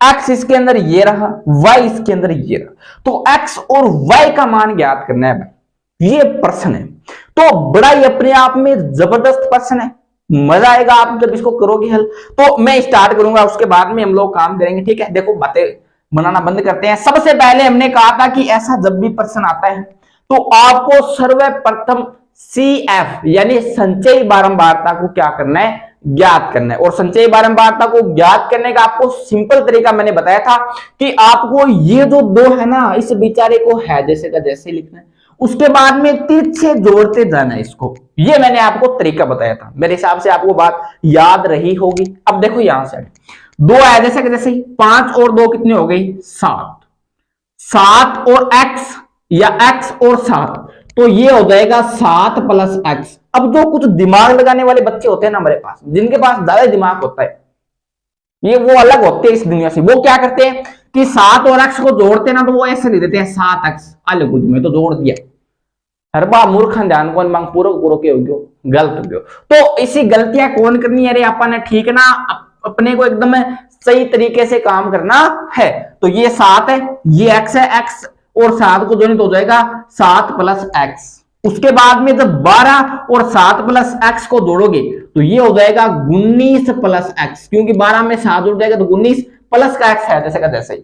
उसके बाद में जब हम लोग क्या करेंगे कि 17 को जोड़ेंगे इसके अंदर 19 प्लस x में, जब 17 को 19 प्लस x में जोड़ेंगे तो ये हो जाएगा 36 प्लस x, यानी 36 प्लस x, राइट। अब देखो यहां से आगे जब हम लोग 20 को जोड़ेंगे 36 में, 36 प्लस x में, तो ये हमारे पास में हो जाएगा 56 प्लस x, राइट।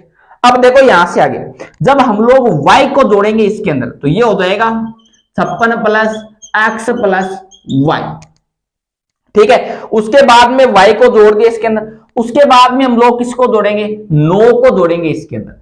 तो जब 9 को इसके अंदर जोड़ेंगे तो ये हो जाएगा 65, 56 में 56 प्लस x प्लस y में किसको जोड़ेंगे, 9 को जोड़ेंगे तो ये हो जाएगा 65 प्लस x प्लस y। उसके बाद में हम लोग जोड़ेंगे 7 को 65 के अंदर, तो जब इसको जोड़ेंगे तो ये हो जाएगा हमारे पास में 72 प्लस x प्लस y, ठीक है। ये थोड़ा सा पास दिख दिया, बाकी आपको आराम से समझना है, ठीक है। उसके बाद में जब 4 को जोड़ेंगे इसके अंदर तो 72 प्लस x प्लस y में 4 को जोड़ेंगे तो ये हो जाएगा 76 प्लस x प्लस y, ठीक है। मेरे हिसाब से आपको यहां तक प्रॉपर क्लियर समझ में आया होगा, ठीक है। मेन चीज यहां पर काम हो गया, यूं समझो कि 80% आपका काम हो गया, बचा कितना 20%। तो 20% तो आपको पता है हम लोग हंसते हंसते ही करते हैं, मजाक में, कोई दिक्कत वाली बात है नहीं। तो देखो स्टार्ट करते हैं।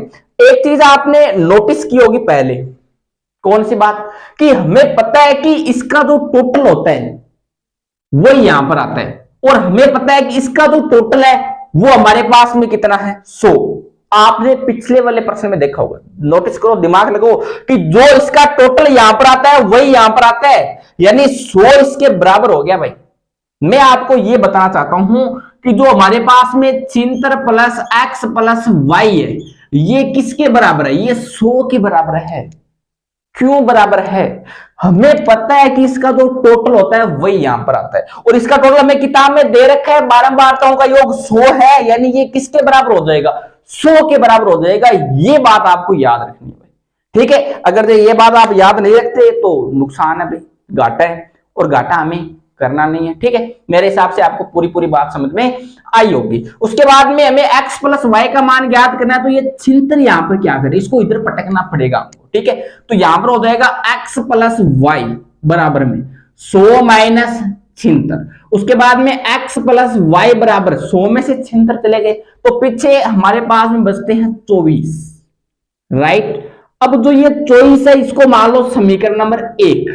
अगर हमारे कर्म और धर्म अच्छे हैं तो ये हमें कहीं ना कहीं आगे काम में आ ही जाएगा, ठीक है। तो यहां तक आपको मेरे हिसाब से कोई दिक्कत वाली बात नहीं है, कोई परेशानी वाली बात नहीं है, ज्यादा हमने कोई काम किया नहीं है, ज्यादा लोड लेना नहीं है। अब हमें सिंपल क्या करना है बच्चों, माध्य का सूत्र लगाना है। तो मैं यहां पर माध्य का सूत्र लगा रहा हूं, हमें माध्य का सूत्र आता है, कोई दिक्कत वाली बात नहीं है। जो माध्य का सूत्र होता है हमारे पास में, अभी मैंने लिखवाया था, क्या होता है, एल प्लस कोष्टक में n/2 माइनस CF बट्टे F और गुणा में हमारे पास में होता है F। ये हमारे पास में किसका सूत्र होता है, माध्य का सूत्र होता है, ठीक है। कोई दिक्कत वाली बात नहीं है। तो मैं यहां पर लिखूंगा नहीं L और वो सारे मान आपको आते हैं, मैं यहां पर आपको दर्शा के बता देता हूं। तो सबसे पहले हम लोग क्या काम करते हैं, माध्यक वर्ग को ढूंढते हैं। ये पंगा हो गया भाई इस बार, आप कहोगे सर जी क्या करें बताओ, माध्यक वर्ग कैसे ढूंढे। तो मैंने आपको बताया था कि ये जो होता है वो n भी होता है हमारे पास में भाई, इसको चाहिए तो सिग्मा f के दो, चाहिए तो n के दो, बात तो एक ही है। तो हमारे पास में n क्या हो गया, n/2 का मान क्या हो गया, तो n/2 का मान हमारे पास में, n का तो मान हमें पता है 100 है ना, तो यहां पर यानी 100/2 यानी हमारे पास में कितना हो गया 50, यानी n/2 का मान 50 आ गया। अब आप लोग कहोगे ये 50 हमें यहां पर ढूंढना है, 50 कहां पर आ रहा है, तो ऐसे नहीं करना है, ये थोड़ा प्रश्न अलग है। क्यों अलग है, अगर जो आपको थोड़ा सा याद है ना पीछे वाला प्रश्न जो हमने अभी भी किया है, तो उसमें मैंने कहा था कि इसने माध्य का उत्तर दे रखा है 525 है, और ये उत्तर जो हमारे पास में उत्तर आता है वो कहां पर आ रहा है, 525 किसके बीच में आएगा, 525 500 और 600 के बीच में आएगा। और ये हमारे पास में क्या हो जाएगा, यही हमारे पास में हो जाएगा माध्यक वर्ग। क्यों, क्योंकि जो उत्तर आता है ना वो माध्यक वर्ग के बीच वाला ही उत्तर होता है। जो हमारे पास में उत्तर आता है ना वो माध्यक वर्ग के क्या होता है, बीच वाला ही उत्तर होता है। ये मैंने आपको अभी बताया जस्ट पहले ही, अगर आपको याद है ना तो हमें यहां से हिंट मिलता है, यहां से हमें हिंट मिल गया कि जो हमारे पास में माध्यक दे रखे है 525, इससे हमें यहां से पता चलता था भाई माध्यक वर्ग कौन सा होगा। हमें पता है कि माध्यक वर्ग के बीच वाला ही वो उत्तर होता है। तो 500 और 600 के बीच में आएगा 525, यानी जो ये आ गया ना हमारे पास में, ये हमारे पास में क्या हो जाएगा, ये हमारे पास में हो जाएगा माध्यक वर्ग। ठीक है, मेरे हिसाब से आपको समझ में आया होगा। ये हमारे पास में क्या हो जाएगा, माध्यक, मैं लिख देता हूं वर्ग। ठीक है, क्लियर है कहानी। अब हमें पता है कि जो माध्यक वर्ग की निम्न सीमा है यानी 500, ये हमारे पास में हो जाएगा L। उसके बाद में बारंबारता, माध्यक वर्ग की बारंबारता, ये हमारे पास में हो जाएगी F।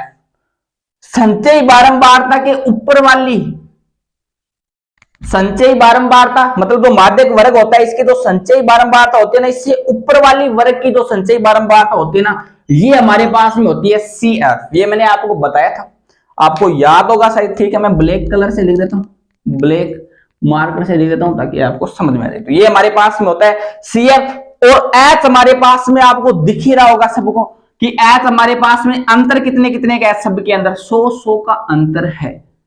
ठीक है ना, तो सब में हमारे पास में अंतर कितने कितने का है, 100 का है। बाकी ये बेसिक है, आपको जानकारी मैंने दी है, ज्यादा इसमें कुछ है नहीं। एक्स वाई आ गए तो कोई ज्यादा डरने वाली बात है नहीं। ठीक है ना, आराम से किया, कोई ज्यादा इसमें मेरे हिसाब से मुझे नहीं लग रहा कि ज्यादा कुछ हेवी है। ठीक है, अब देखो यहां से आगे, अब हमारे पास में माध्यक हमें उत्तर में दे रखा है 525, तो माध्यक की जगह मैं रखूंगा 525।